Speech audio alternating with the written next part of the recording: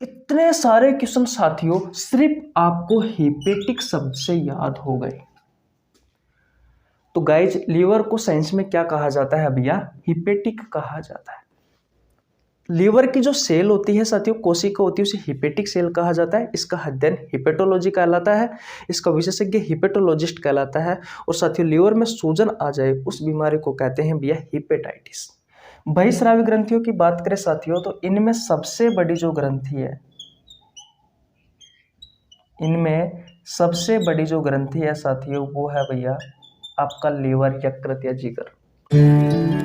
Hello everyone, आज की इस वीडियो में बात करने वाले हैं ह्यूमन लीवर से संबंधित महत्वपूर्ण प्रश्नों की। गाइज सभी क्वेश्चन आपकी एग्जाम के पॉइंट ऑफ व्यू से इंपॉर्टेंट है, सिलेक्टेड है। ये वीडियो सभी प्रतियोगी परीक्षा जैसे railway, SSC, NDA, PCS, NEET, पटवार, पुलिस, राजस्थान सीईटी सभी प्रतियोगी परीक्षाओं के लिए उपयोगी है।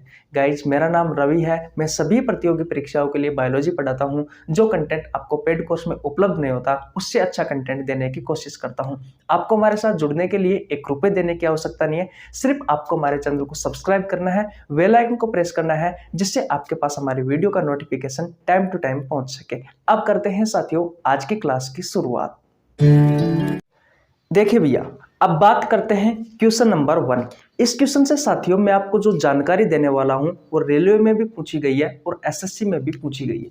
इसलिए साथियों आपकी एग्जाम के पॉइंट ऑफ व्यू से ये क्वेश्चन बहुत ही ज्यादा इंपॉर्टेंट है। रेलवे में भी पूछी गई है साथियों और भैया एसएससी में भी पूछी गई है। देखिए क्वेश्चन नंबर 1 कहता है कि लीवर का अध्ययन विज्ञान की किस शाखा में किया जाता है। गाइज आपके ऑप्शंस है, option number A haematology, option number B hepatology, option number C cytology, option number D है साथियों ऑस्टियोलॉजी।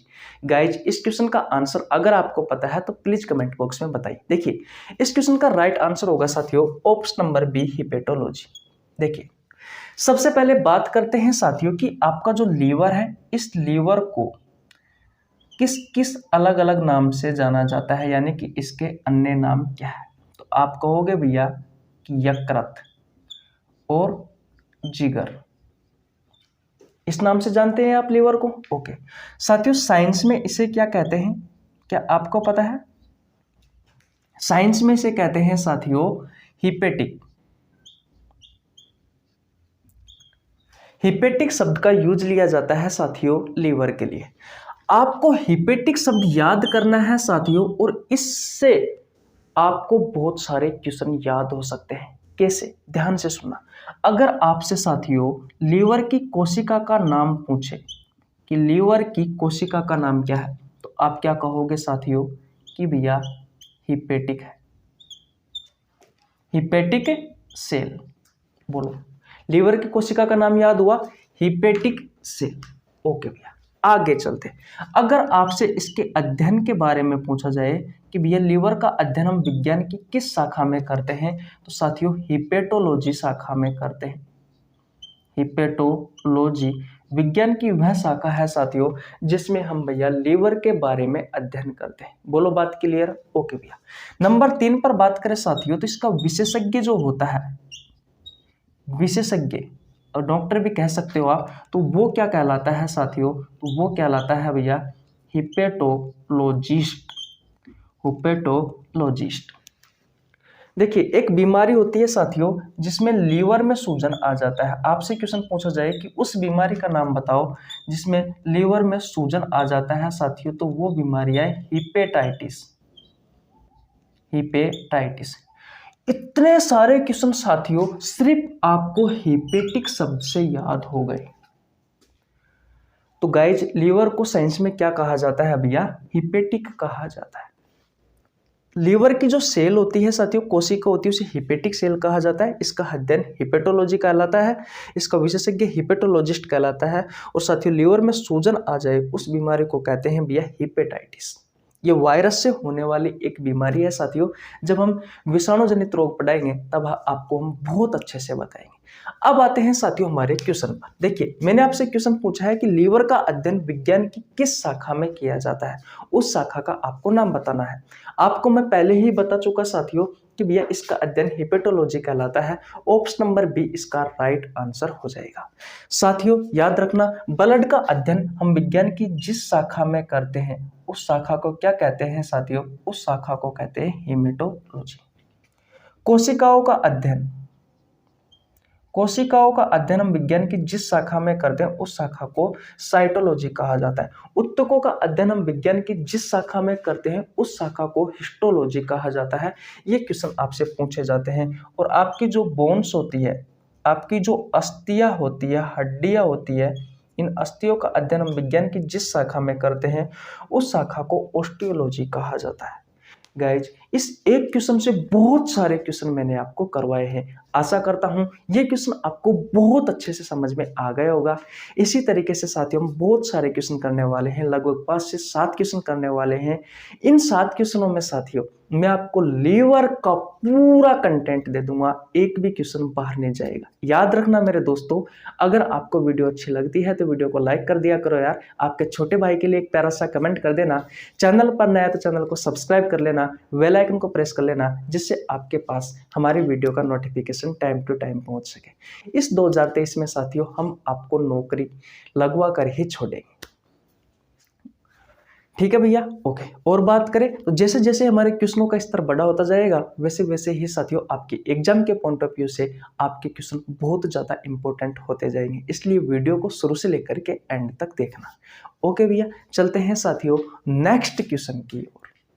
देखिए भैया, अब बात करते हैं साथियों क्वेश्चन नंबर 2 की। बहुत अच्छा क्वेश्चन है साथियों। क्वेश्चन नंबर 2 कहता है कि हमारे शरीर का सबसे बड़ा आंतरिक अंग कौन सा है? गाइज आपके ऑप्शंस दिए हुए हैं। ऑप्शन नंबर ए त्वचा, ऑप्शन नंबर बी यकृत, ऑप्शन नंबर सी फेफड़े, ऑप्शन नंबर डी मस्तिष्क। गाइज इस क्वेश्चन का राइट आंसर होगा भैया ऑप्शन नंबर बी, जिसे आप यकृत, जिगर या फिर लीवर कहते हैं। गाइज इसका जो भार होता है, भार या फिर मैं बात करूं वजन की, वो होता है भैया 1.5 से लेकर के 1.7 kg। गाइज ये यकृत हमारे शरीर का सबसे बड़ा आंतरिक अंग है, यानी कि अंदर वाला आंतरिक। ठीक है, कौन है भैया? यकृत। और बाहरी अंग कौन सा है साथियों सबसे बड़ा? बाहरी अंग सबसे बड़ा, तो बाहरी अंग है साथियों सबसे बड़ा आपकी त्वचा। इतनी बात क्लियर है। फेफड़ों का भी भार बता देता हूं साथियों मैं आपको। फेफड़ों का भार होता है 1.3 से लेकर के 1.5 kg के आसपास, 1300 से 1500 ग्राम। मस्तिष्क का भार साथियों अगर मैं पुरुष की बात करूं, एवरेज इन साथियों 1400 से लेकर के 1450 ग्राम होता है। ठीक है, अगर मैं महिला की बात करूं साथियों, महिला में थोड़ा कम होता है, 1300 से 1350 ग्राम होता है। तो सबसे बड़ा आंतरिक अंग कौन सा हुआ साथियों? हमारा यकृत। सबसे भारी और सबसे बड़ा, इस बात का आपको ध्यान रखना है। सबसे भारी भी लिख देता हूं, सबसे बाहरी, सबसे बाहरी। बोलो क्या ये क्वेश्चन आपको समझ में आया? ओके, और बात करते हैं साथियों ये यकृत उपस्थित कहाँ होता है भैया हमारे शरीर में? सबसे बड़ी बात ये आती है, तो इसकी लोकेशन क्या है? लोकेशन की बात करें साथियों तो ये होता है भैया एब्डोमिनल कैविटी में।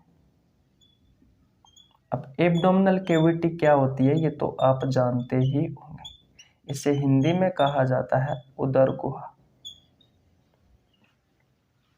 उदर कहा जाता है पेट को और गुहा कहा जाता है साथियों खाली जगह को।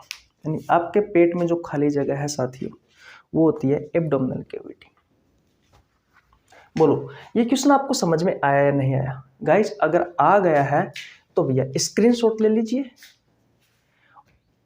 ले लिया स्क्रीनशॉट? समझ में आ रहा है आपको? कमेंट बॉक्स में बताइए।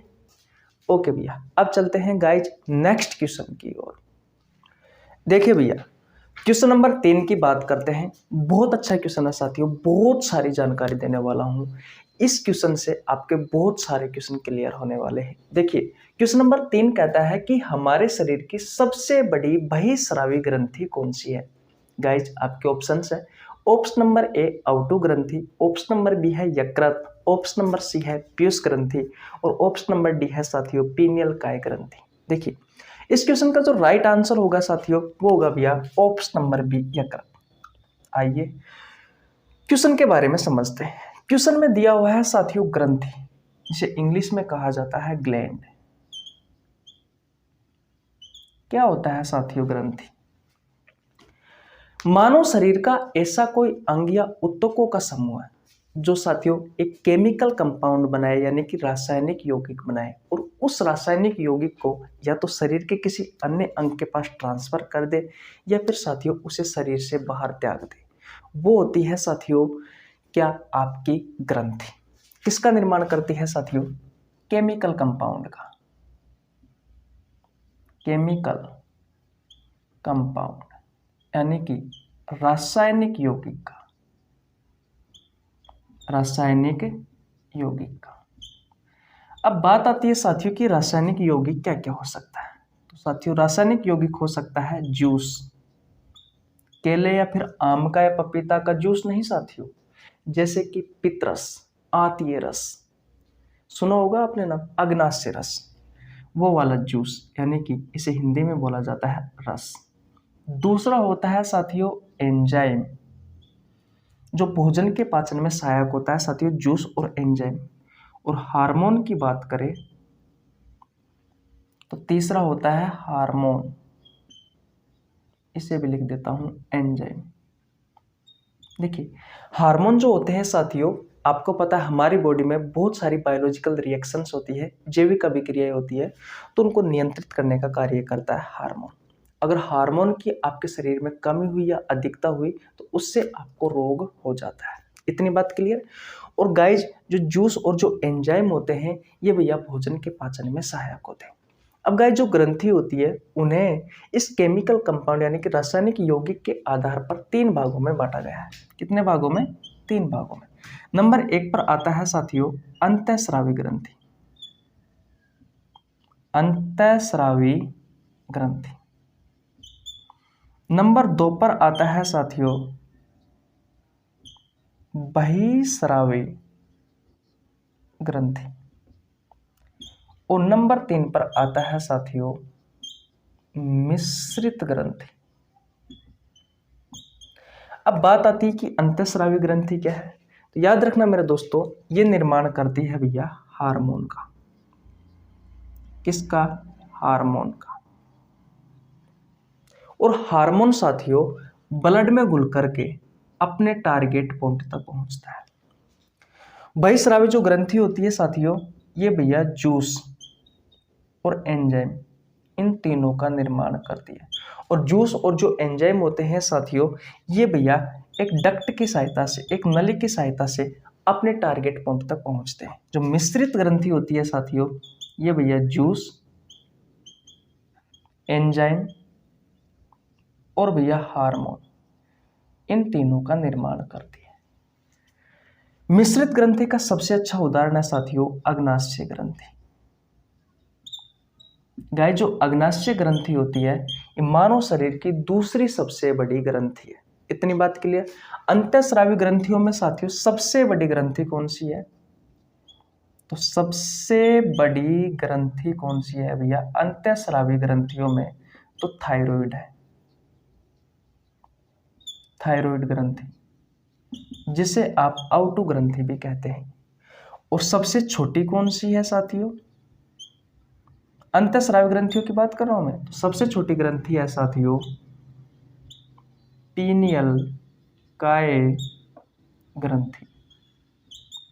और दूसरी सबसे छोटी ग्रंथि कौन सी है साथियों? दूसरी सबसे छोटी ग्रंथि तो वो है साथियों पीयूष ग्रंथि,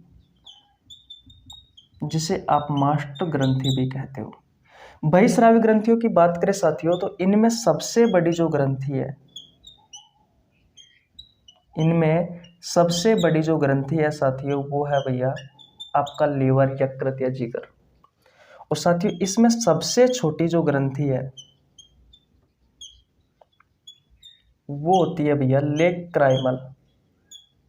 इलेक्ट्राइमल ग्रंथि साथियों हमारी आंख में होती है, और मिश्रित ग्रंथि के बारे में साथियों मैं आपको बता चुका। तो बोलो, क्या आपको इतने सारे क्वेश्चन समझ में आए? आशा करता हूं ये क्वेश्चन आपको बहुत अच्छे से समझ में आ गए होंगे। अगर गाइज आपको हमारी वीडियो अच्छी लग रही है तो वीडियो को प्लीज यार लाइक कर दो, और सब्सक्राइब तो कर ही लेना भैया, जिससे आपके पास हमारी वीडियो का नोटिफिकेशन टाइम टू टाइम पहुंच सके। बताओ कमेंट बॉक्स में अपने दोस्तों के पास शेयर करो। और एक बात का विशेषकर ध्यान रखना साथियों, मैंने बहुत सारे चैप्टर करवा रखे हैं बायोलॉजी के। अगर आपको बायोलॉजी अच्छे से पढ़नी है, फुल डिटेल में पढ़नी है, तो जाओ प्ले लिस्ट में जाकर चेक करो, ठीक है? ओके, अब चलते हैं दोस्तों नेक्स्ट क्वेश्चन की ओर। और हाँ, एक बात को ध्यान रखना भैया, क्लास छोड़कर मत जाना, क्योंकि अब तक तो सिर्फ इंट्रो है लीवर का। लास्ट के जो 4 क्वेश्चन है ना साथियों, उनसे आपको मैं वो जानकारी देने वाला हूं कि आप देखोगे तो भैया कहोगे कि वास्तविकता में ही साथियों जानकारी दी है। एक क्वेश्चन भी नहीं छोड़ा मैंने साथियों। जितने भी लीवर से महत्वपूर्ण क्वेश्चन बनते हैं, उन सभी क्वेश्चनों को मैं आपके सामने लेके आया हूं। चलो भैया नेक्स्ट क्वेश्चन की ओर। देखिए भैया, अब बात करते हैं क्वेश्चन नंबर 4 की। ये क्वेश्चन साथियों इंपॉर्टेंट है, बहुत सारी जानकारी देने वाला हूं। और ये क्वेश्चन आपसे पूछा गया था साथियों राजस्थान पुलिस 2018। देखिए क्वेश्चन नंबर 4 कहता है कि पित्रस का निर्माण होता है। गाइज आपके ऑप्शंस है, option number A liver, option number B है साथियों यकृत, सॉरी लीवर और यकृत मैंने एक ही कर दिए, मैं ऑप्शन चेंज कर देता हूं साथियों। ऑप्शन नंबर बी होगा आपका पित्ताशय। ऑप्शन नंबर सी है साथियों छोटी आंत, और ऑप्शन नंबर डी है भैया बड़ी आंत। गाइज इस क्वेश्चन का जो राइट आंसर है भैया वो है ऑप्शन नंबर ए लीवर। ये जो पित्रस है साथियों, इस पित्रस का निर्माण कहाँ होता है? पित्रस का निर्माण होता है साथियों आपके लीवर में, यकृत में, जिगर में। और ये स्टोर कहाँ जाकर के होता है, जमा कहाँ जाकर होता है? तो आपके पित्ताशय में जाकर के जमा होता है, लीवर के पास ही होता है साथियों पित्ताशय। और ये कार्य क्या करता है साथियों? तो आपको बताएंगे क्या कार्य करता है, लेकिन ये कार्य छोटी आंत में जाकर के करता है। छोटी आंत का एक भाग है डूडोनियम, उस डूडोनियम वाले भाग में जाकर ये कार्य करता है। इतनी बात क्लियर है? क्या कार्य करता है अभी बताता हूँ। सबसे पहले याद रखना साथियों कि जो पित्रस होता है इसका रंग कैसा होता है? तो इसका रंग होता है भैया हरा। किस वर्णक के कारण इसका हरा रंग होता है साथियों? तो विलिवर्डिन वर्णक के कारण, विलिवर्डिन वर्णक के कारण। साथियों प्रतिदिन इसका कितना निर्माण होता है हमारे शरीर में? लगभग 700 से 800 ml प्रति डे इसका निर्माण होता है। इसका पीएच मान आपसे पूछा जाए साथियों तो बता देना 7.5 से लेकर के 8.5 इसका पीएच मान होता है। अगर इसकी प्रकृति पूछे साथियों तो बता देना भैया कि हल्की क्षारीय होती है। इतनी बात आपको समझ में आई? ओके, अब बात करते हैं साथियों इसका कार्य क्या करता है। देखिए ये वसा के पाचन में सहायक होता है। मैंने आपको बताया था, जब मैंने आपको बताया था कि हमारे शरीर में वसा का पाचन कैसे होता है, तो ये वसा की जो बड़ी बड़ी गोलियां है, ये क्या है? बड़ी बड़ी गोलियां। तो इन बड़ी बड़ी गोलियों को ये छोटी छोटी गोलियों में कन्वर्ट करता है। कौन?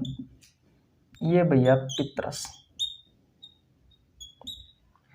छोटी छोटी गोलियां।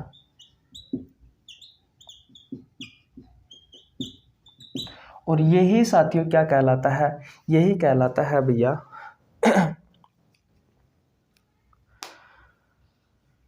वसा का पायसीकरण या इमल्सीकरण। वसा की बड़ी बड़ी बूंदों को छोटी छोटी बूंदों के रूप में तोड़ने का कार्य कौन करता है साथियों? आपका पित्रस करता है। बोलो ये बात आपको समझ में आई या नहीं आई? स्क्रीनशॉट ले लीजिए साथियों ताकि आगे चले। देखिए भैया अब बात करते हैं क्वेश्चन नंबर 5 की। बहुत अच्छा क्वेश्चन है साथियों। क्वेश्चन नंबर 5 कहता है कि इनमें से कौन हिपेरिन के निर्माण में सहायक होता है? गाइज आपके ऑप्शंस है, option number A liver, option number B है basophil WBC, option number C है दोनों, ऑप्शन नंबर डी है कोई नहीं। गाइज इस क्वेश्चन का राइट आंसर होगा भैया ऑप्शन नंबर सी, यानी कि ए भी इसका राइट आंसर है और बी भी इसका राइट आंसर है। ये दोनों ही साथियों हिपेरिन के निर्माण में सहायक होते हैं। अब बात यह आती है साथियों कि ये हिपेरिन क्या कार्य करता है। तो देखिए हिपेरिन का कार्य क्या है। हमारे शरीर में रक्त का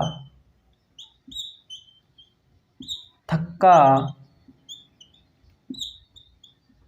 जमने से रोकता है। इसका सीधा सा मतलब यह है साथियों कि अगर कोई आपसे क्वेश्चन पूछे कि भैया हमारे शरीर में जो ब्लड है वो भैया जमता क्यों नहीं है, क्योंकि साथियों एक हिपेरिन पाया जाता है जिसका निर्माण करता है लीवर और बेसोफिल डब्ल्यूबीसी। और इसी हिपेरिन का कार्य होता है हमारी रुधिर वाहिकाओं में या ब्लड वेसल्स में जो रुधिर होता है साथियों उसको जमने से रोकने का कार्य करता है। कौन साथियों? ये हिपेरिन। इतनी बात क्लियर है। अब ये मुझे ये बताओ कि ब्लड क्लॉटिंग में कौन कौन हेल्प होता है, यानी कि रक्त का थक्का जमाने में कौन कौन सहायक होता है। आपके मान लीजिए चोट लगी, किसी स्थान से ब्लड बह रहा है, तो वहां पर रक्त का थक्का जमाने में कौन सहायक होता है, उस रक्त को बंद करने में कौन सहायक होता है। तो देखिए सबसे पहले जो नाम आता है वो आता है भैया ब्लड प्लेटलेट्स का। ब्लड प्लेटलेट्स का इसे हिंदी में कहा जाता है रुधिर बिंबाणु या रक्त बिंबाणु। ये कारक है साथियों, एक होता है विटामिन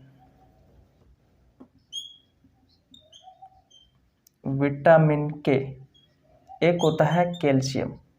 और साथियों आपकी प्लाज्मा में कुछ प्रोटीन पाई जाती है जैसे कि थ्रोम्बिन, प्रोथ्रोम्बिन,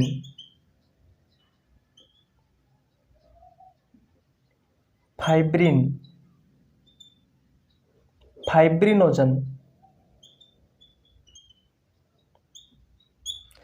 ये वो प्रोटीन है साथियों जो भैया रक्त का थक्का जमाने में सहायक होती है। ब्लड प्लेटलेट्स का मुख्य कार्य क्या होता है साथियों? ब्लड क्लॉटिंग में हेल्प करता है, रक्त का थक्का जमाने में सहायक होता है। विटामिन के और कैल्शियम ये वो फैक्टर है साथियों जो भैया ब्लड क्लॉटिंग में हेल्प करते हैं। और आपके शरीर में रक्त का थक्का जमने से कौन रोकता है साथियों? हिपेरिन। इसका निर्माण लीवर में होता है और साथियों बेसोफिल डब्ल्यूबीसी करती है। आशा करता हूं क्वेश्चन आपको बहुत अच्छे से समझ में आ गया होगा। लास्ट के क्वेश्चन साथियों मिस मत करना, बहुत अच्छी जानकारी देने वाला हूं, बहुत अच्छी, आपकी एग्जाम के लिए रामबाण साबित होंगे। ठीक है भैया, ओके। तो अब स्क्रीनशॉट ले लिया ही होगा आपने। अब नेक्स्ट क्वेश्चन की ओर चलते हैं। देखिए भैया अब बात करते हैं क्वेश्चन नंबर 6 की। बहुत अच्छा क्वेश्चन है साथियों, एसएससी वगैरह में ऐसे क्वेश्चन पूछे जाते हैं। निम्न में से किस अंग को प्रतिशत में डोनेट किया जा सकता है? आपको साथियों आपके शरीर के उस अंग का नाम बताना है जिसे साथियों प्रतिशत में डोनेट कर सकते हैं, जैसे कि 10%, 20%, 30%, 40%, 50%। वो अंग कौन सा है? आपके ऑप्शन है, ऑप्शन नंबर ए मस्तिष्क, ऑप्शन नंबर बी है यकृत, ऑप्शन नंबर सी है किडनी और ऑप्शन नंबर डी है हृदय। गाइज इस क्वेश्चन का जो राइट आंसर होगा वो होगा भैया ऑप्शन नंबर बी यकृत। मैंने आपको बताया था यकृत में कौन सी कोशिका पाई जाती है, तो हिपेटिक सेल पाई जाती है। और इन हिपेटिक सेल में साथियों पुनरुद्भवन की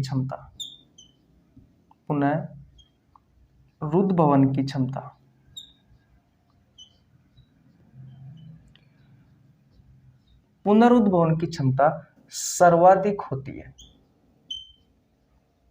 पुनरुद्भवन की क्षमता सर्वाधिक होती है, इसलिए साथियों हम यकृत को प्रतिशत में डोनेट कर सकते हैं।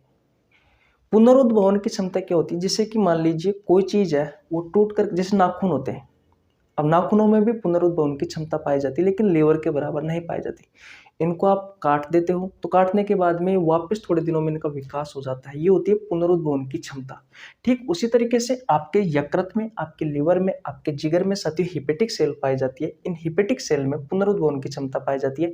इस कारण साथियों अगर इसको आप डोनेट कर देते हो, जैसे कि 20% आपने आपके लीवर का डोनेट किया है, तो साथियों थोड़े ही दिनों में आपका पूर्णतः लीवर बनकर तैयार हो जाएगा। इतनी बात क्लियर है। इसके अपोजिट विपरीत, बिल्कुल विपरीत एक क्वेश्चन पूछा जाता है साथियों कि हमारे शरीर के किस अंग की सबसे कम पुनरुद्भवन क्षमता है, तो वो है साथियों आपके मस्तिष्क। मस्तिष्क में साथियों तंत्रिका कोशिका पाई जाती है, न्यूरॉन पाए जाते हैं, तंत्रिका कोशिका, और इसकी साथियों सबसे कम पुनरुद्भवन की क्षमता पाई जाती है। पुनरुद्भवन की क्षमता पाई जाती है। बोलो क्या इतनी बात आपको समझ में आई या नहीं आई? तो ये दोनों क्वेश्चन पूछे जाते हैं साथियों, आपसे एसएससी में पूछे गए हैं, रेलवे में भी पूछे गए हैं और आपकी प्रतियोगी परीक्षाओं में आ सकते हैं। तो भैया स्क्रीनशॉट ले लीजिए, आगे चलते हैं। लास्ट का क्वेश्चन है साथियों, मिस मत करना, क्योंकि लास्ट के क्वेश्चन में मैं आपको करवाने वाला हूं आपके लीवर के मुख्य कार्य, जिसमें मैं आपको बहुत सारी जानकारी देने वाला हूं। इस क्लास का सबसे इंपॉर्टेंट जो क्वेश्चन है साथियों वो लास्ट का क्वेश्चन है, इसलिए भैया प्लीज रिक्वेस्ट है मिस मत करना। ओके, अब चलते हैं साथियों नेक्स्ट क्वेश्चन की ओर। देखिए भैया आज का हमारा अंतिम क्वेश्चन है और सबसे इंपॉर्टेंट क्वेश्चन है, क्योंकि इस क्वेश्चन में मैं आपको यूरिया से संबंधित बहुत सारी जानकारी देने वाला हूं। क्वेश्चन आपसे पूछा गया है कि निम्न में से लीवर का कार्य क्या है। गाइज आपके ऑप्शंस है जहरीले पदार्थों के प्रभाव को कम करना, ऑप्शन नंबर बी है ग्लूकोज को ग्लाइकोजन के रूप में स्टोर करना या जमा करना, ऑप्शन नंबर सी है विटामिन या फिर वसा को स्टोर करना, और ऑप्शन नंबर डी है भैया यूरिया का निर्माण करना। गाइज ये सभी कार्य आपके लीवर के हैं, आपके यकृत के हैं, इसलिए राइट आंसर ये सभी हो जाएंगे। लेकिन आपसे एग्जाम में इस तरीके से सभी ऑप्शन राइट नहीं होंगे, उनमें से एक न एक ऑप्शन ऐसा देगा साथियों जो भैया लीवर का कार्य होगा, और 3 ऑप्शन ऐसे होंगे जो लीवर के कार्य नहीं होंगे। या फिर विपरीत पूछ सकता है कि निम्न में से कौन सा लीवर का कार्य नहीं है, तो वो आपके ऑप्शन के हिसाब से कर देना। मेरा काम है आपको सिखाना, मैं सिखा रहा हूं। देखिए जहरीले पदार्थों के प्रभाव को कम करना, इसके बारे में समझते हैं। आप साथियों खाना खाते हो, खाने के साथ मान लीजिए कोई ऐसा जहरीला यौगिक आपके शरीर में चला जाता है जो आपके शरीर को नुकसान पहुंचा सकता है। तो साथियों ये जो लीवर होता है साथियों उस जहरीले यौगिक के प्रभाव को कम करता है, उस जहर के प्रभाव को कम करता है। साथियों जब भी किसी इंसान की मृत्यु जहर खाने से होती है तो डॉक्टर जब जांच करता है भैया तो उसके लीवर की जांच करता है, ताकि पता लगा सके कि इसने कौन सा जहर खाया है। इतनी बात क्लियर है? ओके भैया ऑप्शन नंबर बी की बात करते हैं, ग्लूकोज को ग्लाइकोजन के रूप में स्टोर करना। गाइज आपने अग्नाशय ग्रंथि पढ़ी होगी, अंतःस्रावी तंत्र वाले चैप्टर में मैंने आपको बहुत अच्छे से पढ़ाए थे, इसलिए कहता हूँ गाइज अगर आपने चैप्टर अच्छे से नहीं पढ़े हैं बायोलॉजी के तो मैंने बहुत सारे चैप्टर करवा रखे हैं, आप जाइए हमारे प्लेलिस्ट में जाकर चेकआउट करिए, बहुत अच्छी जानकारी दे रखी है। ठीक है भैया, तो वहां पे मैंने आपको बताया था अग्नाशय ग्रंथि की जो बीटा कोशिका है, जो पेंक्रियाज ग्लैंड है, इस पेंक्रियाज ग्लैंड की जो बीटा कोशिका है, जो बीटा सेल है, इससे साथियों इंसुलिन हार्मोन निकलता है। कौन सा हार्मोन निकलता है साथियों? इंसुलिन हार्मोन निकलता है। और इंसुलिन हार्मोन क्या करता है साथियों? आपके ब्लड में यानी कि आपकी शर्करा में साथियों आपके ब्लड में यानी कि आपके रुधिर में अगर शर्करा की मात्रा, शुगर की मात्रा जिसे आप ग्लूकोज कहते हो, इसकी मात्रा ज़्यादा हो जाए साथियों, तो भैया ये जो इंसुलिन हार्मोन है, ये इंसुलिन हार्मोन है साथियों, ये क्या करता है भैया? इस ग्लूकोज को ग्लाइकोजन के रूप में कन्वर्ट कर देता है। और ये ग्लाइकोजन साथियों हमारे शरीर की कोशिका, ऊतकों और अंगों के पास में जाकर के स्टोर होता है, जिनमें से एक कार्य होता है साथियों लीवर का। लीवर में साथियों ग्लाइकोजन सर्वाधिक मात्रा में जाकर के स्टोर होता है और इसी ग्लाइकोजन को हमारे शरीर का संचित भोज्य पदार्थ भी कहा जाता है। तो आपको यह भी ध्यान रखना है। अगर आपको और डिटेल में समझना है तो आप अंतःस्रावी तंत्र वाले चैप्टर की प्लेलिस्ट खोलिए और वहां पे जाके आप पेंक्रियाज ग्लैंड पढ़ सकते हैं। तो ग्लूकोज को ग्लाइकोजन के रूप में जमा करना इसका कार्य हो गया। और बात करें साथियों तो विटामिन व वसा को स्टोर करने का कार्य आपका लीवर करता है। देखिए ये ग्लाइकोजन जो है साथियों, ये एक प्रकार का क्या है, शर्करा है, ग्लूकोज है, क्योंकि भैया ग्लूकोज ही ग्लाइकोजन के रूप में एकत्रित कर रहा है लीवर में या फिर साथियों हमारे चमड़ी के नीचे एडिपोज टिश्यू पाए जाते हैं। क्या पाए जाते हैं? Adipose tissue. ये एडिपोज टिश्यू आपके लीवर में भी होते हैं। इतनी बात क्लियर। वैसे तो साथियों वसा को स्टोर करते हैं एडिपोज टिश्यू। आपसे एग्जाम में क्वेश्चन पूछा जाता है कि एडिपोज टिश्यू का कार्य क्या है। वसीय उत्तकी वैसे तो साथियों वसा को स्टोर करते हैं, लेकिन आपातकाल स्थिति में साथियों ये ग्लाइकोजन को भी स्टोर करते हैं। तो इस बात का भी आपको ध्यान रखना है कि विटामिन और वसा को स्टोर करने का कार्य आपका लीवर करता है। और यूरिया के निर्माण में सहायक होता है साथियों आपका लीवर। यूरिया के बारे में बता देता हूं, NH2CO ये इसका रासायनिक सूत्र होता है और इसका रासायनिक नाम है कार्बामाइड कह दीजिए आप, या फिर कार्ब एमाइड कह दीजिए। इन दोनों नाम में से आपको एक नाम मिल जाएगा, ये होता है इसका रासायनिक नाम। और ऑर्निथिन चक्कर की सहायता से साथियों इसका निर्माण होता है। ऑर्निथिन चक्कर। आपसे क्वेश्चन पूछा जाता है कि किस साइकिल के द्वारा साथियों यूरिया का निर्माण होता है, तो भैया लीवर का निर्माण होता है। और लीवर को हमारे शरीर की प्रयोगशाला भी कहा जाता है, क्योंकि इसमें लीवर का निर्माण होता है। तो आशा करता हूं साथियों ये सारी बातें आपको बहुत अच्छे से समझ में आ गई होगी। अगर आपने स्क्रीनशॉट नहीं लिया है तो स्क्रीनशॉट ले लीजिए। बोलो समझ में आई क्या आपको ये वीडियो? गाइस अगर वीडियो अच्छी लगी हो तो वीडियो को लाइक कर देना, मैं तो बार बार यही कहूँगा। और जिस हिसाब से मैं मेहनत कर रहा हूँ उस हिसाब से साथियों आपका सपोर्ट नहीं मिल रहा है, प्लीज़ सब्सक्राइब करिए यार। और जितने भी अपने दोस्त हैं जो बायोलॉजी पढ़ते हैं, कॉम्पिटिटिव एग्जाम की तैयारी करते हैं, उनको बताइए कि इस यूट्यूब चैनल पर फ्री ऑफ कॉस्ट बायोलॉजी पढ़ाई जाती है बहुत अच्छे कंटेंट के साथ। ओके दोस्तों, अच्छे से पढ़ो, अच्छे से रहो, अच्छे से खाना खाओ और अपने माँ बाप से प्यार करो, क्योंकि ज़िंदगी में सबसे बड़े वो ही है और कोई नहीं। मिलते हैं नेक्स्ट वीडियो में, तब तक के लिए जय हिंद, जय भारत, राम राम।